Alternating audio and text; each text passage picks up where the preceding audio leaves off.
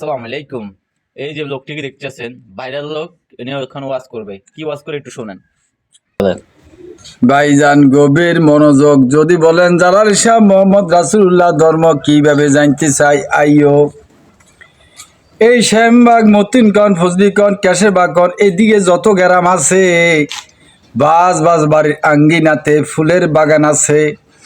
গোলাপ ফুল সহকার দেখা যায় ধরা যায়। গোলাপ ফুলের মধ্যে বাতেম একটা জিনিস আছে, গ্রান দেখাও যায় না, ধরাও যায় না, বুঝাও যায় না। সারা শ্যামবাগ নয় সারা পৃথিবীর মানুষ যদি ফজরের নামাজ পড়ার চেষ্টা করতে লাগে গোলাপ ফুলের থেকে জ্ঞান আলাদা করা যাইব কি না?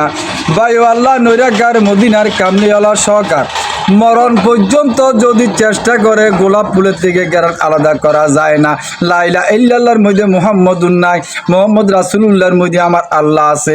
গোলাপ ফুলের মধ্যে যেইভাবে জ্ঞান জুদা করা যায় না, আমার মদিনার কামলিওয়ালাকে আল্লাহ থেকে জুদা করা যায় না। সুবহানাল্লাহ।